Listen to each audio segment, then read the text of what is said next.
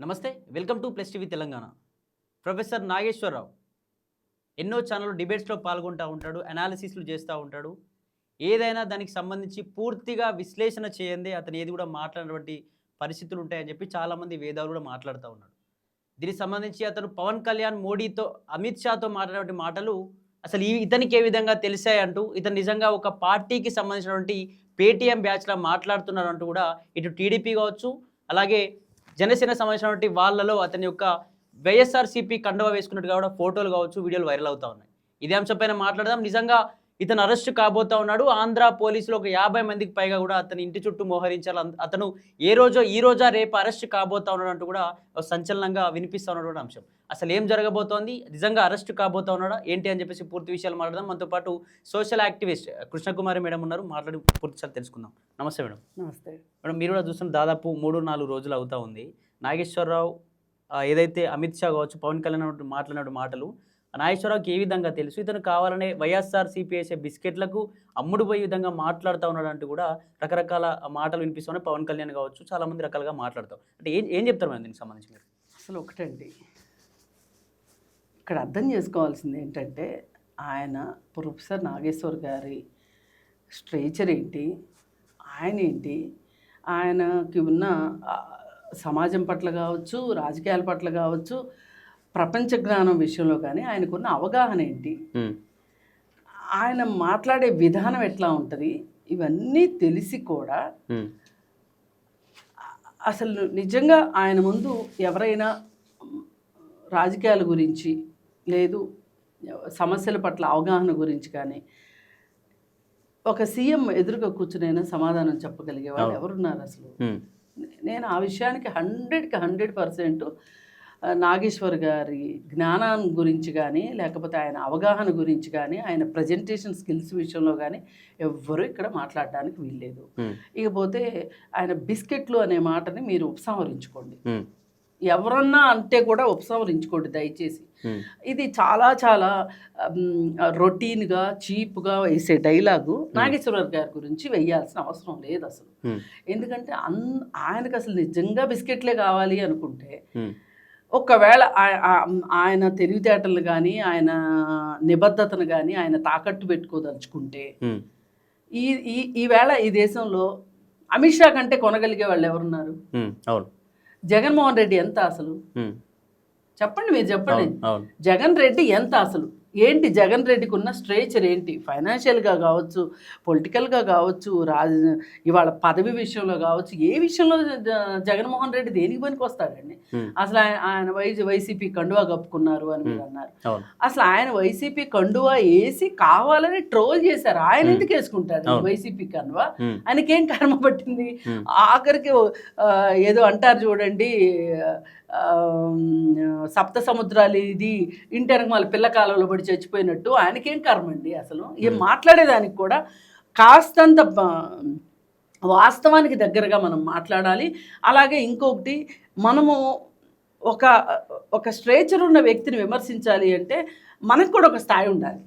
ఇవాళ జర్నలిజం కావచ్చు, రాజకీయాలు కావచ్చు ఎట్లా తయారైనాయి అంటే, నేను ఈ మనిషిని గురించి నేను మాట్లాడొచ్చా, మాట్లాడగలిగే స్తోమత నా దగ్గర ఉందా అంటే, స్తోమత అంటే ఇన్ ద మీన్స్ డబ్బులు లెక్క కాదు, అంటే మాట్లాడగలిగిన స్థాయి నాకు ఉందా అనేది చూడట్లే.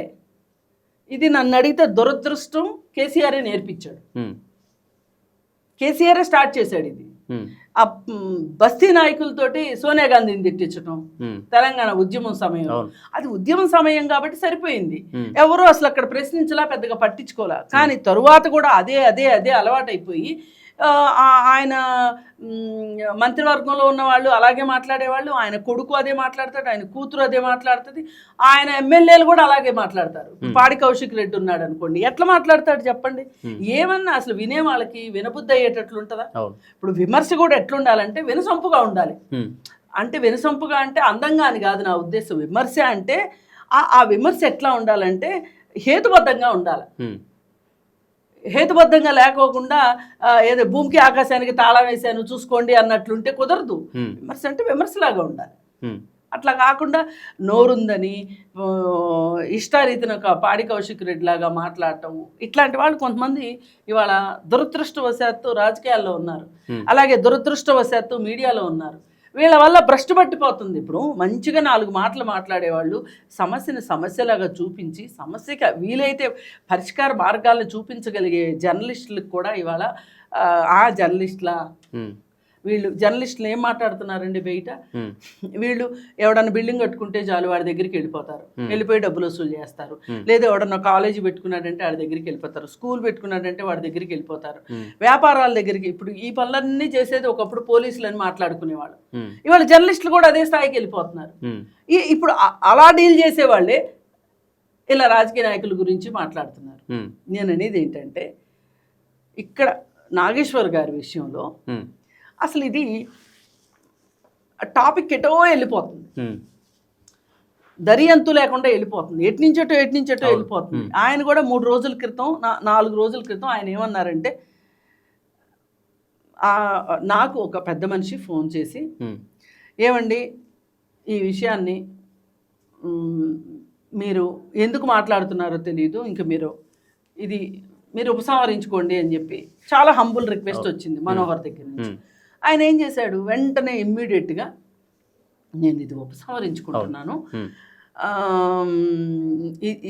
ఈ చర్చ ఏటో వెళ్తుంది, ఇది ప్రజా సమస్యలకి సంబంధించిన విషయం కూడా కాదు, ఒక రకంగా నేను ప్రజా సమస్యల కోసమే నా గళమెత్తాలనుకుంటాను, ఇట్లాంటి విషయాల కోసం కాదు, నేను నా సమయాన్ని వేస్ట్ చేయదలుచుకోలేదు. ఈ విషయంలో ఇప్పుడు మీడియా అంతా మాట్లాడుకునే ఈ టైం వేస్ట్ ప్రోగ్రాంలో అసలు మాట్లాడుకోవాల్సినవి మరుగున పడిపోతున్నాయి. ఇప్పుడు వేదాంత అనే కంపెనీకి ఆంధ్రప్రదేశ్ గవర్నమెంట్ కొన్ని గనుల్ని ఇచ్చింది, అది నాకు దాని గురించి నేను మాట్లాడాలి లెక్క అయితే, అది పోయి ఇది మాట్లాడాల్సి వస్తుంది, దీన్ని ఇంతటితోటి నేను క్లోజ్ చేస్తున్నాను అని చెప్పాడు. క్లోజ్ చేయొచ్చు కదండి, ఆయన ఉపసంహరించుకున్నాను, ఊరుకోవచ్చు కదా. వెంటనే ఆయనకి వైసీపీ కండువా వేసేసి ఈయన వైసీపీ మనిషి అని మాట్లాడటం ఏమన్నా పద్ధతేనా? నేను అదే చెప్తున్నా, మీరు వజ్రాలు అమ్మేవాడిగానే చూడండి, ఉల్లిపాయలు అమ్ముకునేవాడిగానే చూడండి. వజ్రాలు అమ్ముకోగలిగిన వాడిని ఉల్లిపాయలు అమ్మించాలని కానీ, ఉల్లిపాయలు మాత్రమే అమ్ముకోగలిగిన వాడి చేత వజ్రాలు అమ్మించాలని కానీ చూస్తే మిస్ఫైర్ అవుతుంది. సేమ్ ఇంతే నాగేశ్వర గారి గురించి. నిజంగా ఆయన కొనగలిగితే, ఆయన్ని కొనగలిగేవాడు లేడని నేను అభిప్రాయపడుతున్నా. కొనాలని ఎవరన్నా ఈయన అమ్ముడుపోవడానికి సిద్ధమైతే గనక మంచి బేరమే చూసుకుంటాడు. జగన్మోహన్ రెడ్డి లాంటి చిన్న బేరం అయితే చూసుకోడు, ఆషామాషి బేరం కాదు. అందుకని మాకు ఒక జర్నలిస్ట్గా ఆయన్ని మేము చూస్తూ పెరిగాము, మాకు తెలుసు ఆయన గురించి. ఆయనతో కూడా నేను కొన్ని మీటింగుల్లో కూడా నేను మాట్లాడి ఉన్నాను ఆయనతోటి. ఆయన ఇప్పుడు 10 మంది మీటింగ్లో మాట్లాడతారు అనుకోండి, 11వ మనిషికి ఈయన వచ్చాడు అనుకోండి, ఏ రోజు ఆయన భయపడ్డు 10 మంది మాట్లాడింది కాకుండా ఇంకోటి మాట్లాడతారు. వేరే వాళ్ళకి, నాలాంటి వాళ్ళకి కూడా ఎప్పుడన్నా మాట్లాడాల్సి వస్తే ముందు వాళ్ళు మాట్లాడేస్తుంటే, అయ్యో నేను మాట్లాడాలనుకున్నా, ఎన్ని వాళ్ళు మాట్లాడేస్తున్నారు, ఇంక నాకు మాట్లాడటానికి ఏముంటుంది అనే ఒక భయం ఉంటుంది. కానీ ఆయన అలా ఉండదు. అలాంటి వ్యక్తిని పట్టుకొని మీరు ఇంత చీప్గా, ఇంత చౌకబారుగా మాట్లాడడం మట్టుకు అసలు సహించే విషయం కాదు. ఏదో అంటారే, గాడిదకి ఏం తెలుసు గంధపు చెక్కల సుగంధం అని. గాడిద మోస్తూనే ఉంటుంది, అది గంధపు చెక్కలైనా మోస్తుంది, బట్టలైనా మోస్తుంది, సామాన్లైనా మోస్తుంది, మనుషులైనా మోస్తుంది. గాడిదకి ఏం తెలుసు, మోయగలిగినంత బరువు మోస్తుంటుంది, అంతే కదా. ఇప్పుడు మాట్లాడే వాళ్ళు కూడా చాలామంది అంతే. అంటే ఒకానొక సందర్భంలో కూడా బీజేపీ అధ్యక్షుడు అయినటువంటి మాజీ అధ్యక్షుడు నడ్డా కూడా ఒకసారి వీళ్ళు ఇంటికి వచ్చి పార్టీలోకి రండి అని చెప్పి ఆహ్వానించిన సందర్భాలు ఉన్నాయి. అలాగే ఇతను 2009లో ఎమ్మెల్సీగా ఇండిపెండెంట్గా పోటీ చేసినప్పుడు, మేము మీకు సపోర్ట్ చేస్తాం, మీకు ఆర్థికంగా మీకు వడలు సమకూరుస్తాం, మా పార్టీతో పొత్తు కూడా అని చెప్పి చంద్రబాబు కూడా వచ్చిన రోజులు ఉన్నాయి. అంత పెద్ద వ్యక్తులను వదిలిపెట్టుకొని ఒక జగన్ కోసమో లేకపోతే అమిత్ కోసం, నేను చెప్పింది అదే. అసలు ఆయన్ని మీరు అమోస్లో చూడకండి, అలా చూస్తే దానంత దివాళా కోరతనం ఇంకొకటి లేదు, అసలు వద్దు. ఇప్పుడు చాలామంది ఆయన గురించి, ఆయన చెప్పింది విని అర్థం చేసుకుని నేర్చుకోవాల్సిందే ఉంటుంది తప్పితే కొంతమంది మాట్లాడడానికి కూడా ఏమీ ఉండదు. అందుకని అనవసరమైన అన్నీ తీసుకుని వచ్చి ఈ విషయానికి ఆపాదించడం అనవసరం. ఇక్కడ ఏంటి అంటే, ఇంకొక చిన్న చిరాకు కూడా జరిగింది దీంట్లో. ఏంటంటే ఆయన చెప్పేసిన తర్వాత అవతల వాళ్ళు ఆపేసి ఉంటే అయిపోయింది. అవతల వాళ్ళు ఎక్కడి దాకా వెళ్ళారంటే ఆయనకి వైసీపీ కండువా వేసి వైసీపీ మనిషి అని చెప్పి చిత్రీకరించేసరికి ఆయన కూడా కొంచెం ఆపాలనుకున్నా ఆపలేని పరిస్థితిలోకి ఆయన కూడా నెట్టేశారు వీళ్ళు. అందుకే నేను అనేది ఎలాంటి సమవుజ్యం ఉండాలి దేనికైనా. ఒక మనిషి, ఒక స్ట్రేచర్ ఉన్న వ్యక్తి మాట్లాడుతున్నారు, ఒక నాలెడ్జబుల్ పర్సన్ మాట్లాడుతున్నారు అంటే ఇప్పుడు వాళ్ళ ఎదురుగా ఉండే వాళ్ళు కూడా ఆ మాదిరి నాలెడ్జ్ ఉన్న వాళ్ళు మాట్లాడితే, ఒక కామెంట్ చేస్తే, లేదు చర్చకి దిగుతామండి అని చెప్పి, ఎస్ ఇప్పుడు ఆయనైనా సవాల్ చేయొచ్చు. ఎవరు సవాల్ చేయలేనంత మనిషి అయితే ఎవరు ఉండరు ఈ ప్రపంచంలో. ఆయనే కాదు, ఎవరు ఉండరు. ఎవరినైనా సవాల్ చేయొచ్చు. కానీ మీకు సవాలు చేసే విషయం మీద మీకైనా అవగాహన ఉందా కనీసం? ఆయనకు ఉందనే కదా మీరు సవాల్ చేస్తున్నారు. మీరు అడగగలిగే ఇది ఉందా? ఇప్పుడు ఒక్కొక్కసారి అండి నా సొంత అనుభవం కూడా చెప్తాను. ఏంటంటే ఇంటర్వ్యూస్ తీసుకుంటా ఉంటాను. నేను ఎంత చిన్న ఛానల్ వాళ్ళు వచ్చి అడిగినా కానీ నేను బయట ఇవ్వటానికి కానీ ఇంటర్వ్యూ ఇవ్వటానికి కానీ నేను ఇస్తాను. ఎందుకంటే ఇప్పుడు ఎవరు సడన్గా పెద్ద జర్నలిస్టులు ఉండరు, చిన్నవాళ్ళే పెద్ద అవుతారు. అయితే ఇచ్చేటప్పుడు వాళ్ళకి ప్రశ్న అడగటం కూడా రాదు. ప్రశ్న అడగటం కూడా రాకపోతే మనం వాళ్ళని చిరాకు పడకూడదు. చిరాకు పడకుండా వాళ్ళకి ఇంటర్వ్యూ అయిపోయిన తర్వాత నేను కొంతమందికి చెప్తుంటా, రోజు న్యూస్ పేపర్ చదవండి, వీలైతే 2 న్యూస్ పేపర్లు చదవండి, కాలేదంటే ఒకటన్నా చదవండి. కనీసం ఒక న్యూస్ పేపర్ చదివితే ఒక న్యూస్ని ప్రజెంట్ చేయటం వస్తుంది మీకు. మాకేదో తెలిసినే కదా మమ్మల్ని పిలుస్తారు ఇంటర్వ్యూకి. మమ్మల్ని ఏం అడగాలో కూడా మీకు తెలియకపోతే మేము వచ్చి ఉపయోగం ఏముంది ఇంటర్వ్యూకి? ఇది వాస్తవం.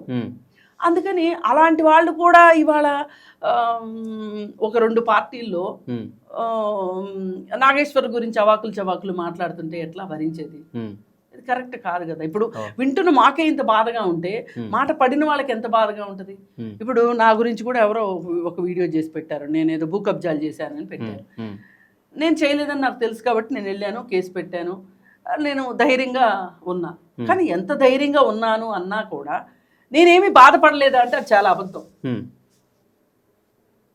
ఇప్పుడు రోజు నేను నాకు సంబంధించిన వ్యక్తులే ఉన్నారు, మీడియాలో ఉన్నారు, అట్లాగే నేను పనిచేసే సంఘాల్లో ఉన్నారు. వాళ్ళలో ఎవరికైనా ఒక అనుమానం వస్తుందేమో నా గురించి, నా పట్ల ఏమన్నా అపనమ్మకం వస్తుందేమోనని చెప్పి నేను ఫీల్ అయ్యాను. అవ్వకుండా ఉండం. ఇప్పుడు బుట్టి పుణ్యానికి ఒక రాయి విసిరితే ఎవరు భరిస్తారండి చెప్పండి? ఇవాళ పిల్లినైనా గదిలో పెడితే పులి అవుతుంది, అంతే కదా. ఆ నాగేశ్వర గారిని కూడా ఆ స్థితికి తీసుకొచ్చారు వీళ్ళు. ఆయన ఆపట్ల. ఇప్పుడు మీరు ఎలాగో ఆపట్లేదు, ఆయన కూడా ఆపట్లేదు. ఇంక మీరు ఎక్కడ దాకా వచ్చారు అంటే ఇది చాలా దురదృష్టకరం. ఆయన ఇంటికి పోలీసులు పంపించిన దాకా ఇది న్యాయమా? ఒక కామెంట్ ఆయన చేశారు, ఆ కామెంట్ చేస్తే సరే నేను దీని నుంచి నేను ఈ కామెంట్ నేను వదిలేస్తున్నాను, నేను ఉపసంహరించుకుంటున్నాను అన్న తర్వాత కూడా మీరు ఒక వ్యక్తి యొక్క దీన్ని మీరు ఏమంటారు పోక్ చేయడం, రెచ్చగొట్టడం, అలా పదే విమర్శించడం, ఇది ఎక్కడికి తీసుకెళ్తుంది? ఏమన్నా ఇప్పుడు మీరు చూడండి, ఈ మొత్తం ఇష్యూలో ఎవరికి లాభం జరిగింది? గిరిగితే జగన్మోహన్ రెడ్డికి లాభం జరిగింది. తెలుగుదేశం వాళ్ళు కానీ, వైసీపీ వాళ్ళు కానీ, తెలుగుదేశం వాళ్ళు కానీ, జనసేన వాళ్ళు కానీ పాముకున్నది ఏమన్నా ఉందా ఇందులో? బీజేపీకి ఏమన్నా వచ్చిందా దీంట్లో? ఏమీ రాలా. ఏదన్నా వస్తే ఇస్తే ఈయన వైసీపీ మనిషి అని చెప్పి కాస్త జగన్మోహన్ రెడ్డికి లాభం. ఆయనకేంటి లాభం? ఆయన హస్త సన్యాసం చేసి ఆయన ఏదో తూతు మంత్రంలాగా రాజకీయాల్లో ఉన్నాడు చెప్తే ఆయన ఏమి సీరియస్ పాలిటిక్స్ చెయ్యట్లే ఇవాళ. ఏంటి వాళ్ళ లాభం ఏంటి చెప్పండి? ఈ మొత్తం విషయంలో వీళ్ళకి నాకు అర్థమైంది ఏంటి అంటే 2 విషయాలకు వీళ్ళ కోపం వస్తుంది ఇద్దరికి. అసలు ఎన్డీఏలో ఎందుకు చంద్రబాబు నాయుడు చేరాడు అనేది ప్రశ్నిస్తున్నారు చాలామంది. ఇప్పుడు ఆ ప్రశ్న దగ్గరికి వచ్చింది వ్యవహారం. అసలు ఆయన చేరటానికి కారణమే పవన్ కళ్యాణ్. ఇదంతా బీజేపీకి లాభమైంది. అంతేగాని చంద్రబాబు నాయుడుకి కానీ లేకపోతే పవన్ కళ్యాణ్కి కానీ లాభమైన విషయం కాదు ఇది. పవన్ కళ్యాణ్కి లాభమే కాదనకూడదు, ఎందుకంటే 100% స్ట్రైక్ రేట్ ఈయనకి ఎట్లా వస్తుంది అసలు? తెలుగుదేశంతో కలిసి పోటీ చేయకపోతే పవన్ కళ్యాణ్కి 100% స్ట్రైక్ రేట్ ఎట్లా వస్తుందండి? అసలు బీజేపీలో ఎన్ని ఓట్లు ఉన్నాయో లెక్కలేసుకోవాలి అనే పరిస్థితిలో ఉన్న బీజేపీకి సీట్లు ఎక్కడి నుంచి వస్తాయండి ఆంధ్రప్రదేశ్లో? వాళ్ళని ఒంటరిగా పోటీ చేయమనండి, జనసేన కానీ బీజేపీని కానీ విడివిడిగా పోటీ చేయమనండి, వాళ్ళకి ఎన్ని ఓట్లు వస్తాయో వాళ్ళ జాతకాలు ఏంటో బయటపడతాయి. పోయినసారి తెలిసింది కదా వాళ్ళ జాతకం ఎంత బయటపడిందో. పోయినసారి జనసేనకి పరిస్థితి ఏంటో చూసాం కదా. మరి అలాంటప్పుడు ఎందుకు ఏమీ లేని ఆకు ఎగిరెగిరి పడుతుంది అన్నట్లు, అన్నీ ఉన్న ఆకు అణిమణిగే ఉంటుంది అన్నట్టు ఎందుకు ఎగిరి పడుతున్నారు జనసేన వాళ్ళు?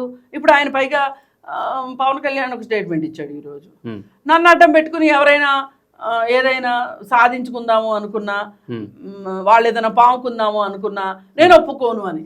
నీ వల్ల నీకే లాభం లేదు, మళ్ళీ ఇంకొకళ్ళు, పైగా నాగేశ్వర్ లాంటి వాళ్ళు. ఏమన్నా అర్థం ఉండాలా మాట్లాడేదానికి? అంటే ఈ ఇష్యూలో కూడా మేడం టీడీపీ మాట్లాడుతుంది, జనసేన మాట్లాడుతుంది, కానీ ఇప్పటికీ ఆ ఇష్యూ పైన ఏ ఒక్క బీజేపీ నాయకుడు కూడా మాట్లాడే పరిస్థితి కనిపిస్తుంది. అంటే నిజంగా వాస్తవాలే అని అనుకోవచ్చా ఈ విషయాలు? ఇప్పుడు ఇంకొక మాట కూడా వచ్చింది ఏంటంటే, ఒక మీమ్ చూశాను నేను. పవన్ కళ్యాణ్ వాళ్ళ మీటింగ్లో మనం లోపల మాట్లాడుకునే బయటికి ఎట్లా వెళ్తున్నాయి అనేది వచ్చింది. వస్తే దానికి ఆది సినిమాలో ఒక డైలాగ్ ఉంటుంది, అవును మీరు విన్నది కరెక్టే అని. అది వేశారు. అంటే ఏదో సంథింగ్ నాగేశ్వర్ గారికి ఉప్పొందింది, అందకుండా అయితే ఆయన మాట్లాడటం. ఇది మొత్తం ఊహాగానం అయితే కాదు. ఇప్పుడు పోనీ ఎన్ని పక్కన పెట్టండి, అసలు జగన్మోహన్ రెడ్డి గారు ఆయన వైఖరి ఏంటి? బీజేపీకి ఎందుకు సపోర్ట్ చేస్తున్నారు చెప్పండి? ఇప్పుడు ఆంధ్రప్రదేశ్లో ప్రతిపక్షం అనేది లేదు నన్ను అడిగితే. ఏది కేంద్రం విషయంకి వచ్చేసరికి తెలుగుదేశం వాళ్ళు ఎన్డీఏలో ఉన్నారు కాబట్టి బీజేపీకి అనుకూలంగానే ఓటేస్తున్నారు. జనసేన అసలు వీళ్ళందరికీ మధ్యలో రింగ రోజెస్ చేస్తున్న జనసేనే కూడా వాళ్ళకే ఓటేస్తుంది. వాళ్ళకి అంతకంటే దిక్కు దివాణం లేదు. అసలు ప్రతిపక్షంలో ఉన్న జగన్మోహన్ రెడ్డి ఎట్లా వేస్తాడు చెప్పండి? ఎందుకు వేయాలి చెప్పండి? బీజేపీ ఎంత జగన్నాటకం ఆడకపోతే ఒక రాష్ట్రంలో ఉన్న పార్టీలన్నీ ఆయనకి ఎట్లా ఓట్లు వేస్తాయండి? ఇప్పుడు ఈయన ఎన్డీఏ కూటమిలో ఉన్నారు చంద్రబాబు నాయుడు గారు. ఇప్పుడు జగన్మోహన్ రెడ్డి ఎక్కడ ఉండాలి అట్లాంటప్పుడు? ఈ దేశంలో 2 కూటములు ఉన్నాయి, ఇండియా కూటమిలో ఉండాలి. లేదు జగన్మోహన్ రెడ్డి ఆయన బెయిల్ పైనే ఉంచి ఆయన్ని అలాగే ఉంచి ఆయన వెనకున్న ఎంపీ సీట్ల ఓట్లు కావాలి కాబట్టి, రాజ్యసభలో ఉన్న ఎంపీ సీట్ల ఓట్లు కావాలి కాబట్టి ఆయన అరెస్ట్ చేయకోకుండా ఉంచుతున్నది బీజేపీ అన్నది వాస్తవం అవునా కాదా? అసలు నాగేశ్వర గారు మాట్లాడినట్లు తప్పే ఉంది చెప్పండి? అవును, ఆయన మాట్లాడింది ఏమాత్రం తప్పే కాదు. ఇక ఆయన ఎందుకు వచ్చిందిలే గొడవ, అసలు ఈ పరికమాల గొడవల్లో అసలు విషయాలన్నీ పోతాయి పక్కకి అని చెప్పి ఆయన అన్నారు. కానీ అసలు మీరు చెప్పండి, పోనీ బీజేపీ వాళ్ళే చెప్పండి, ఎందుకు జగన్మోహన్ రెడ్డి అరెస్ట్ కావట్లేదు? బెయిల్ ఇన్ని రోజులు బెయిల్ పైన ఉన్నది ఎవరన్నా ఉన్నారా చెప్పండి? దాదాపు 12 సంవత్సరాల పాటు బెయిల్ పైన ఉన్నాడే ఆయన. 12-13 సంవత్సరాలు బెయిల్. ఎవరన్నా ఉన్నారా ఈ దేశంలో? ఈ దేశంలోనే కాదు, ప్రపంచంలో ఎవరైనా ఒక వ్యక్తి బెయిల్ పైన ఇన్ని సంవత్సరాలు ఉన్నారా? లేరు. ఆయనకి ఎందుకు మీరు దాన్ని ముందుకు తీసుకెళ్ళట్లా? మీకు ఎలక్ట్రల్ బాండ్స్ కావాలా అనుకున్నప్పుడు వాళ్ళతో కొనిపించుకోవాలి పలానా ఒక కంపెనీ దగ్గర నుంచి అనుకున్నప్పుడు మీరు వాళ్ళ మీదకి ఈడీలు, ఐడీలు, ఐటీలు, బీటీలు మీ దగ్గర ఉన్న అన్ని సంస్థల్ని పంపిస్తారు. దాన్ని ఏమంటారు, రేస్ కుక్కల్ని పంపించినట్టు పంపిస్తారు. ఉచికొలిపి పంపించి వాళ్ళు దారికి వచ్చి మీ దగ్గర ఎలక్ట్రల్ బాండ్స్ కొన్న తర్వాత కేసులన్నీ మాఫీ అయిపోతున్నాయా లేదా? మీది అతిపెద్ద వాషింగ్ మిషన్ పార్టీ అవునా కాదా? మరి అలాంటప్పుడు ఇన్ని తెలిసిన తర్వాత ఇందుకు కాకుండా జగన్మోహన్ రెడ్డితో మీరు ఫ్రెండ్షిప్ ఎందుకు చేస్తున్నారు? మీకున్న స్నేహమా శత్రుత్వమా చెప్పండి? ఇప్పుడు చంద్రబాబు నాయుడు గారు కానీ పవన్ కళ్యాణ్ కానీ ఇద్దరు మీకు మిత్రులే, ఎందుకంటే ఎన్డీఏ కూటమిలో ఉన్నారు కాబట్టి. జగన్మోహన్ రెడ్డితో మీకు స్నేహం ఏంటి చెప్పండి? అదే కదా ఈ మొత్తం సారాంశం, అదే కదా. తెలుగుదేశం వాళ్ళకి మండింది కూడా ఎక్కడంటే, మన ఇన్స్టంట్ ఫ్రెండ్షిప్ అంటారా? ఇప్పుడు ఒక సామెత ఉంది తెలుగులో, బావమరిది కొట్టినందుకు కాదు, తోడల్లుడు నవ్వినందుకు అని. ఇప్పుడు తెలుగుదేశం అక్కడనే ఫీల్ అవుతుంది. మన బీజేపీ ఇలా చూస్తుందని వాళ్ళకి కూడా తెలుసు, కానీ ప్రపంచానికి తెలిసిపోయింది అని బాధ. ఆ అక్కస్తోటి ఇలా మాట్లాడుతున్నారు. పైగా అసలు మీరెళ్ళి అడగటం ఏంటి, అమిత్ షా అట్లాంటివి ఏంటి, మా మీద ఇట్లా అనుకోవడం ఏంటి అని జనసేన మీద కూడా కోపంగా ఉంది. సరే, మన ద్వారా ఈ రహస్యం బట్టబయలు అవటం ఏంటి అని చెప్పి జనసేన వాళ్ళకి కోపంగా ఉంది. ఇప్పుడు వీళ్ళందరి బాధ ఏంటి అంటే, అందరిలోకి వినోదం చూస్తుంది జగన్మోహన్ రెడ్డి. ఎవరిని మాట్లాడుకున్నా ఆయన బెయిల్ క్యాన్సిల్ కాదు, ఆయన జైలుకి పోడు. పైగా ఆయన బెయిల్ క్యాన్సిల్ అవ్వకపోవటానికి, ఆయన పైన ఒక సీరియస్ లుక్ లేకపోవటానికి, బీజేపీకి ఒక్క చూపు చూడకపోవటానికి కారణం ఏంటి? ఒకవేళ ఆయన అంటూ జైలుకి వెళ్తే మళ్ళీ కాంగ్రెస్ పార్టీ ఫుల్ స్వింగ్లోకి వస్తుంది ఆంధ్రప్రదేశ్లో. పాత కాంగ్రెస్ వాళ్ళందరూ, ఇప్పుడు కాంగ్రెస్లో తులసిరెడ్డి గారు, మైసూరారెడ్డి గారు, ఇట్లాంటి వాళ్ళు ఉన్నారు. కొంతమంది కాంగ్రెస్ వాళ్ళు తెలుగుదేశంలో చేరారు అవకాశవాదంతో, కొంతమంది దాదాపు 70% వైసీపీలో ఉన్నారు. వాళ్ళందరూ వచ్చేసేసి కాంగ్రెస్ పార్టీ వచ్చిందనుకోండి, కాంగ్రెస్ పార్టీ వస్తే ఇప్పుడు బీజేపీ వాళ్ళ ఉద్దేశం ఏంటి? కాంగ్రెస్ ముక్త భారత్. అవును. అలాంటి వాటికి ఆంధ్రప్రదేశ్లో మళ్ళీ ఒక అంకురార్పణ జరుగుతుంది కదా. ఏ కాంగ్రెస్ని అయితే వాళ్ళు నిర్మూలించాలనుకుంటున్నారో ఆ కాంగ్రెస్ మళ్ళీ ఆంధ్రప్రదేశ్లో పుడుతుంది కదా. ఎట్లాగూ కేరళలో ఉంది, తమిళనాడులో నామమాత్రంగానైనా ఉంది, కర్ణాటకలో ఉంది, తెలంగాణలో ఉంది, ఆంధ్రాలో కూడా వచ్చింది అనుకో, ఎట్లా? అసలు వాళ్ళు అందుకు జగన్మోహన్ రెడ్డిని ఒక బొమ్మలాగా ఉంచి అట్లా అడ్డం పెట్టి ఉంచుతున్నారు. చక్కగా మనకు ఓట్లు పడతాయి. ఆ 3, 2, 4, 5 ఓట్లు అయితే పడతాయి మనకి. మన 4 సీట్లు ఉన్నాయి కదా, ఆయనకి 4 ఎంపీ సీట్లు ఉన్నాయి కదా, 4 ఓట్లు పడ్డాయి కదా. డీలిమిటేషన్ దాంట్లో కూడా ఓటు వేసాడు కదా జగన్మోహన్ రెడ్డి. ఇటు ఎన్డీఏలో వాళ్ళు వీళ్ళు వేశారు, అటు ఆయన వేశాడు. ఆంధ్రప్రదేశ్ నుంచి ఉన్న ఓట్లన్నీ బీజేపీకే పడ్డాయి. ఇది ఇక్కడ జరుగుతున్న రాజకీయ చదరంగం. ఈ రాజకీయ చదరంగంలో ఇప్పుడు అనవసరంగా నాగేశ్వర్ గారు వచ్చి ఇరుక్కున్నారని చెప్పొచ్చు. ఇక్కడ నాగేశ్వరరావు గారు కూడా ఎన్నో డిబేట్స్ పెట్టిరు, ఎన్నో అనాలిసిస్ చేసిరు. ఏ విషయాన్నైనా వాస్తవాలు లేకుండా ఎప్పుడు మాట్లాడని చెప్పి ఎక్కువ కూడా మేధావులు ఎక్కువగా నమ్ముతారు, ఎక్కువ కూడా మాట్లాడుతూ ఉంటారు. కానీ నిజంగా దీనికి సంబంధించి ఆయన రాజకీయ పార్టీకి కావచ్చు, లేకపోతే రాజకీయ నాయకుడికి కావచ్చు, మద్దతు ఎప్పుడైనా మాట్లాడి చూసినా మేడం? ఏ అనాలిసిస్లో అన్న ఏవండి, ఒకటి చెప్పనా, ఇప్పుడు నేను చంద్రబాబు నాయుడు గారి విధానాలను విమర్శించాను అనుకోండి, నాకు నచ్చక ఇమ్మీడియట్గా నాకేం ముద్ర వేస్తారు? వైఎస్ఆర్సీపీ అని. సరే, వైఎస్ఆర్సీపీ పార్టీని తిట్టాను అనుకోండి, ఒక ప్రతిపక్షంగా ఉండి శాసనసభకి వెళ్ళేంటి, ఇప్పుడు ఇక్కడ కేసీఆర్ అన్నాను, అట్లా అన్నాం అనుకోండి, అప్పుడు నా కులం ఏంటో ఎతుకుతారు. ఈమె పచ్చ చొక్క అని మాట్లాడేస్తారు. అట్లా కాదు. ఇప్పుడు మేము ఎప్పుడైనా సరే, ఇటు తెలుగుదేశం వాళ్ళతోనైనా, అటు జగన్మోహన్ రెడ్డి పార్టీతోనైనా మేము ఎప్పుడన్నా అంటకాయమా? ఎందుకు అనాలి అంటే అంటారంతే. ఇక నరవలేని నాలుగు ఎన్నైనా మాట్లాడుతుంది. అందుకని చెప్పి ఇలాంటి మాటలు పడవద్దు అనుకుంటే అసలు రాజకీయాలు మాట్లాడుకోకుండా ఇంట్లో కూర్చుని టీవీ సీరియల్స్ చూసుకుంటూ కూర్చోవాలి. లేదు, పడకుచ్చి రాజకీయాలు చేయాలి, ఇంట్లో వరకు మాట్లాడుకుంటూ ఉండాలి, బయటకు వచ్చి మాట్లాడకూడదు. రెండే ఉన్నాయి ఇప్పుడు ప్రత్యామ్నాయాలు. అందుకని ఎటున్నా మాట్లాడేవాళ్ళు. ఇప్పుడు ఒకళ్ళకి నొప్పి పుట్టినప్పుడు వాళ్ళకి నొప్పి పుట్టిన దాని గురించి మాట్లాడతారు. దాన్ని మనం ఎందుకు పట్టించుకోవాలి సీరియస్గా? అసలు ఒకనొక టైంలో పవన్ కళ్యాణ్ 33,000 మంది మహిళలు ఆంధ్రప్రదేశ్లో తప్పిపోయారని నాకు నిఘా వర్గాలు చెప్పినాయి అన్నాడు. దానికి రుజువు ఏది చెప్పండి? ఇప్పుడు నువ్వు దానికి రుజువు తీసుకొస్తే ఈయన దీనికి రుజువు తీసుకొస్తాడు నాగేశ్వర్ గారు. అవునా అండి? బట్ ఇక్కడ తెలంగాణలో ఉద్యమకారులు కావచ్చు, లేకపోతే మేధావులు, ప్రొఫెసర్లు పెద్ద ఎత్తున తెలంగాణ ఆంధ్ర వాళ్ళ చేతిలో, నాయకుల చేతిలో ఎక్కువ కూడా కేసులు పెట్టబడతా ఉన్నాయి, వాళ్ళపైన తార్టికలు జరుగుతున్నాయి. ఎందుకంటే ఇంకా వాళ్ళకు వ్యామోహం పోలేదా, తెలంగాణ పైన పిచ్చి పోలేదంటారా? మళ్ళీ తెలంగాణలో వచ్చి మళ్ళీ ఇక్కడ దీన్ని మీరు అవన్నీ మాట్లాడకండి. నేనైతే దానికి నేను సొంత వ్యతిరేకిని. ఇక్కడ ఇందాకే ఒకసారి మనం మాట్లాడుకున్నట్లు ఒక సమస్యల పట్ల అవగాహన లేని వాళ్ళు, ఏది పడితే అది మాట్లాడేవాళ్ళు ఇవాళ దురదృష్టవశాత్తు యూట్యూబ్ ఛానల్స్ పెట్టుకొని కొన్ని రాజకీయ పార్టీల పోషణలో బతుకుతున్నాయి కొన్ని ఛానల్స్. అలాంటి వాళ్ళు అద్దు అదుపు లేకుండా మాట్లాడుతున్నారు. ఆ అద్దు అదుపు లేకోకుండా మాట్లాడేటప్పుడు రెండో వాళ్ళు కూడా అది చట్టబద్ధంగానా, చట్ట వ్యతిరేకంగానా, చట్టానికి అతీతంగానా కొన్ని చర్యలు తీసుకుంటా ఉంటారు. నేనంటాను ఆ చర్యలు తీసుకోవడం కరెక్ట్ అని నేను అనట్లే, కానీ మనం వాళ్ళ షూస్లో కూడా కాలు పెడదాం.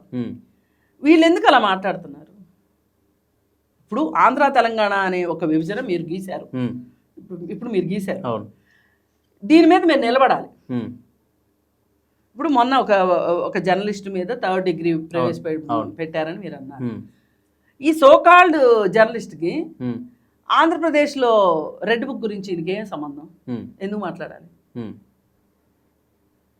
ఇప్పుడు నువ్వు రెడ్ బుక్ గురించి మాట్లాడు, పోనీ రెడ్ బుక్ వరకు మాట్లాడినా ఇది రాజ్యాంగబద్ధమైందేనా, ఇది చట్టబద్ధంగా పనిచేస్తుందా, న్యాయబద్ధంగా ఉందా అని మాట్లాడే వరకు పర్వాలేదు. లోకేష్ గురించి మాట్లాడాల్సిన అవసరం లేదు. మీకు వ్యక్తులతో ఏంటి పని? ఇప్పుడు మనం కూడా అతి చేసినప్పుడు రెండో వాళ్ళ వైపు నుంచి కూడా అంతే వస్తుంది. ఇప్పుడు మనం బాల్ గోడకి బాగా విసురుగా వేసి కొడితే విసురుగానే వెనక్కి వస్తుంది. అక్కడ ఆ జర్నలిస్ట్ చేసిన తప్పు. నేను ఇప్పుడు తెలంగాణలో ఉండి మాట్లాడుతున్నా, ఇది చాలా చాలా తప్పు, అనవసరం. ఇప్పుడు మీరు విధానాలపైన మాట్లాడండి. ఇప్పుడు నీటి వివాదాలు ఉన్నాయి, జల వివాదాలు ఉన్నాయి 2 రాష్ట్రాలకి, వాటి మీద మాట్లాడండి. ఇప్పుడు ఆ రెడ్ బుక్ అనేది అక్కడ అంతర్గత విషయం. వాళ్ళు ఏదో ఎలక్షన్స్ ముందు డ్రామా అడుగున్నారు, రెడ్ బుక్ అన్నారు. నిజంగా రెడ్ బుక్ లేదు, నాశనం లేదు. ఏది జరిగినా రెడ్ బుక్ వేసి చుట్టబెట్టేస్తున్నారు. దాన్ని అక్కడ వాళ్ళు మాట్లాడారంటే అర్థం ఉంది. ఇక్కడ ఇతనికి ఏంటి సంబంధం? ఇతను ఎందుకు మాట్లాడాలి? ఇప్పుడు ఆంధ్ర రాజకీయాలు మాట్లాడని తెలంగాణలో ఉన్న మీడియా హౌస్ ఏదన్నా ఉందో ఒకటి చెప్పండి. మీరు మాట్లాడట్లా ఆంధ్ర రాజకీయాల గురించి? కవర్ చేయాల్సి వస్తే చేస్తారు కదా, నేను తప్పనట్లే. ఇప్పుడు మనం అలా అనుకుంటే కర్ణాటకలో జరిగే దాని గురించి ఇక్కడ మాట్లాడతాం. ఇప్పుడు నిన్న విజయ్ 3 పోలీస్ ఆఫీసర్లను ట్రాన్స్ఫర్ చేశాడు, దాని గురించి మనం ఎందుకు మాట్లాడుకున్నాం? అసలు విజయ్ పాలిటిక్స్ మీద, విజయ్ ఎలక్షన్ రిజల్ట్ మీద తెలంగాణ మీడియా మాట్లాడినంత, తెలంగాణలో ఉన్న మీడియా హౌస్లు మాట్లాడినంతగా అసలు తమిళనాడులో వాళ్ళు కూడా అంతే ఇంత మాట్లాడారు. ఎందుకు మాట్లాడాం? మనం మాట్లాడతాం, ఒక సబ్జెక్ట్ వచ్చింది, ఒక టాపిక్ వచ్చింది, మాట్లాడతాం. కానీ అలాంటప్పుడు ఇంకా గీతలు గీయకూడదు. ఓకే, ఆ పోలీసులు వచ్చారు, ఈ పోలీసులు వచ్చారని మాట్లాడకూడదు. కానీ ఏ పోలీసులు వచ్చినా, ఇప్పుడు తెలంగాణ పోలీసులు ఆంధ్రాకి వెళ్ళారనుకోండి, ఎవరినైనా అక్కడ ఉన్న వాళ్ళని తీసుకురావడానికి ఫస్ట్ వీళ్ళు చేయాల్సింది ఏంటి? ఆ ఏరియా పోలీస్ స్టేషన్కి వెళ్ళి అక్కడికి వెళ్ళి ఒక ట్రాన్సిట్ వారెంట్ ఇచ్చి మీరు సహకరించండి అనాలి. వాళ్ళు లేకుండా వీళ్ళు వెళ్ళి అరెస్ట్ కూడా చేయకూడదు. అదే పని వాళ్ళైనా ఇక్కడికి వచ్చి కూడా అదే చెయ్యాలి. ఇక్కడ లోకల్ పోలీస్ స్టేషన్కి వచ్చి ఈ పోలీసులకి చూపించి వీళ్ళ సహకారంతో చెయ్యాలి. ఎప్పటి వరకు? బోర్డర్ దాటే వరకు వీళ్ళు ఉండాలి, అప్పగిచ్చి వచ్చేయాలి. ఇది విధానం. ఈ విధానం ఎంతమంది పాటిస్తున్నారు చెప్పండి? ఇప్పుడు మనం వ్యక్తులుగానే మనం పాటించలేకపోతున్నాము, వ్యవస్థలుగా ఎందుకు పాటిస్తాయి? వ్యవస్థ అంటే ఏంటి? వ్యక్తుల సమూహమే కదా వ్యవస్థ. అందుకని మీరు అసలు ఎట్టి పరిస్థితుల్లో వాళ్ళకేం పని వీళ్ళకేం పని మాట్లాడద్దు. పోయినసారి జగన్మోహన్ రెడ్డి గవర్నమెంట్లో దాదాపు సగానికి పైగా సలహాదారులు తెలంగాణ వాళ్ళే. ఓకే, ఆఖరికి రామచంద్రమూర్తి గారు వాళ్ళ రాజకీయ సలహాదారు, అదే మీడియా సలహాదారు. ఓకే, దేవులపల్లి అమర్ గారికి ఏం పని అక్కడ? అక్కడ ఏం జర్నలిస్టులు లేరా? ఓకే, గొడ్డుపోయింది ఆంధ్రప్రదేశ్. ఈరోజు తెలుగుదేశం గవర్నమెంట్, నిన్న మొన్నదాకా తెలుగుదేశం వాళ్ళు విమర్శించారు ఈ విషయం గురించి. ఇప్పుడు శ్రీధర్ అన్న ఆయన్ని, కార్టూనిస్ట్ని అక్కడ సోషల్ మీడియా అడ్వైజర్. ఏమండి అక్కడ ఎవరు లేరా? అక్కడ జర్నలిస్టులు లేరా? ఏదైనా ఒక కవికి సన్మానం చేయాలంటే అక్కడ వాళ్ళు ఇక్కడ వాళ్ళని పిలుస్తారు, కె శ్రీనివాస్ గారిని పిలుస్తారు. మీ దగ్గర జర్నలిస్టులు లేరా? ఏమండి వీళ్ళైనా అనొచ్చుగా. ఓకే, అట్లాంటప్పుడు అబ్బో ఎల్లలేవు, సరిహద్దులు లేవు అని మాట్లాడతారు. Hmm. ఇట్లాంటిది ఏదైనా వచ్చినప్పుడు తెలంగాణ వాళ్ళ మీద వచ్చి పడ్డారు. అందుకని మనం చాలా అవినాభావ సంబంధంతో ఇప్పుడు మన శరీరంలో నరాలు అయితే ఎట్లా అయితే కలిసిపోయి ఉంటాయో, సిరలు, దమనలు, రక్తనాళాలు అన్నీ ఎలా అయితే కలిసిపోయి ఉంటాయో వాటిని విడదీయటం కష్టం. అలాగే మన మెదడులో ఉన్న రక్తనాళాలని విడదీయటం ఎంత కష్టమో, ఇవాళ ఆంధ్ర తెలంగాణ విషయాల్ని వేరు చేసి మాట్లాడటం కూడా అంతే కష్టం. ఓకే, అక్కడ వాళ్ళకి ఇక్కడ ఆస్తులు ఉన్నాయి, ఇక్కడ ఎందుకంటే ఇక్కడ రాజధాని కాబట్టి ఆంధ్ర రాజధానికి వెళ్ళే హక్కు ఎవరికైనా ఉంటుంది. ఇప్పుడు తెలంగాణ వాళ్ళు ఢిల్లీ పోలే, ఢిల్లీలో వ్యాపారాలు చేయాల. అసలు విదేశాలు వెళ్ళిన వాళ్ళు ఆంధ్ర వాళ్ళతో కంపేర్ చేస్తే తెలంగాణ వాళ్ళే విదేశాలు ఎక్కువ వెళ్ళారు. అందుకని ఈ చిన్న చిన్నగా మనం మాట్లాడుకోవటం మొదలెట్టామనుకోండి, మనం కూడా చిన్నగా మాట్లాడటం అయిపోతాం. అసలు మనం సంకుచిత ధోరణి కాకుండా ఒక బ్రాడ్ మైండ్ తోటి, విస్తృత అర్థంలో విస్తృతమైన ఆలోచనతోటి మనం మాట్లాడటం నేర్చుకుంటే మనకి విషయాలు బాగా అర్థమవుతాయి.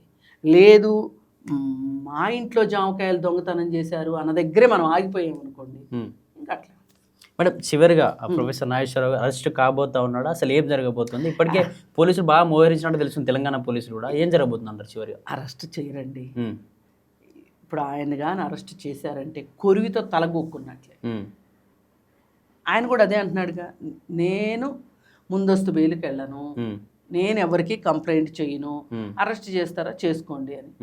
ఆయన కానీ అరెస్ట్ చేయాలి అని వాళ్ళకి ఆ పిచ్చి ఉద్దేశం వాళ్ళకు ఉంటే కనుక దానంత తెలివి తక్కువ ఉద్దేశం ఇంకోటి లేదు. అందుకే అంటారు రాజకీయాల్లో హత్యలు ఉండవు, ఆత్మహత్యలే అనేది ఎందుకు ఇట్లాంటి అప్పుడు చూసే. అందుకని ఆయన్ని అరెస్ట్ చెయ్యరు, ఫస్ట్ పాయింట్. రెండో పాయింట్, కేసులు పెట్టరు. కేసులు కొంతమంది ఇచ్చారు కంప్లైంట్లు, అవి ఎఫ్ఐఆర్లు అవనకాడికి పోయి కేసు ఇస్తే ఏంటి ఉపయోగం, కంప్లైంట్ ఇస్తే ఏంటి ఉపయోగం? ఆ డస్ట్బిన్ నిండిపోద్ది, అంతకంటే ఏమీ ఉండదు.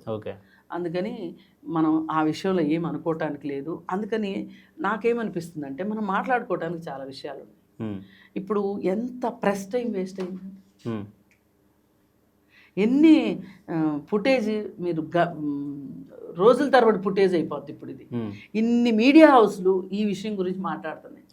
వీళ్ళు అన్నారని వాళ్ళ ఖండించడానికి, వీళ్ళని ఖండించడానికి వాళ్ళు మాట్లాడుకుంటా ఉన్నారు. దీనివల్ల ఒక్క సమస్య పరిష్కారం అయిందా? లేదు. ఒక్క సమస్య ప్రజల దృష్టికి వచ్చిందా? ఒక్క సమస్య ప్రజల సమస్య, నిజమైన ప్రజల సమస్య చట్టం దృష్టికి వచ్చిందా? ఏమీ లే. మొదట్లో నాగేశ్వర గారు కూడా ఇదే మాట్లాడారు. అవును. అందుకని దయచేసి అసలు దీన్ని ఆంధ్ర తెలంగాణ జల వివాదాలంత వ్యవహారంగా దీన్ని చూడొద్దు.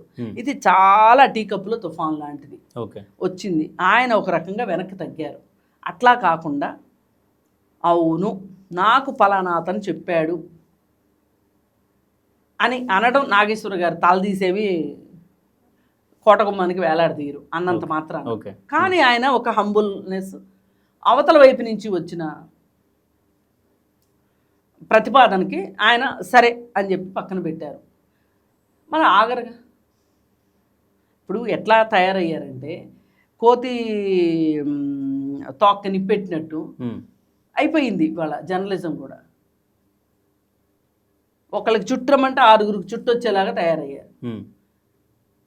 అందుకని మనం కొంచెం జర్నలిజం విలువల్ని పాటించాలి అన్నా, ప్రజల వైపు మనం ఉండాలి అన్నా, సమస్యల్ని ప్రభుత్వం దృష్టికి తీసుకెళ్ళి పరిష్కారం దిశగా పనిచేయాలి అన్నా, ఇలాంటి టీ కప్పులో తుఫాన్ లాంటి వ్యవహారాలని పట్టించుకోకుండా మనం ఒక సీరియస్ మ్యాటర్, ఇప్పుడు మొన్న ఉందండి బండి భగీరథ విషయం ఉంది. బండి భగీరథ విషయములో టోటల్ క్రెడిట్ సోషల్ మీడియా. అసలు సోషల్ మీడియా లేకపోతే ఆ కేసు ఇక్కడ దాకా వచ్చేదే కాదు, ఎప్పుడో బుట్టతాకలు అయిపోయేది వ్యవహారం. మనం అలాంటి సమస్యల గురించి మాట్లాడుకున్నాం, అలాంటి ప్రజలకు పనికొచ్చే విషయాలు. ఇప్పుడు పోక్సో చట్టం గురించి ఎంత చర్చ నడిచింది ఈ విషయంలో. చదువురాని వాడికి కూడా పోక్సో చట్టం గురించి తెలిసేంతగా జరిగింది. మంచిదే, ఒక చర్చ, ఒక చట్టం గురించి తెలిసిన, ఒక సమస్య గురించి అవగాహన ఇచ్చిన, ఒక సమస్య పరిష్కారానికి పనిచేసిన మీడియా అనేది హ్యాట్స్ ఆఫ్. కానీ ఇట్లాంటి విషయాలకైతే right. Thank you ma'am. Thank you.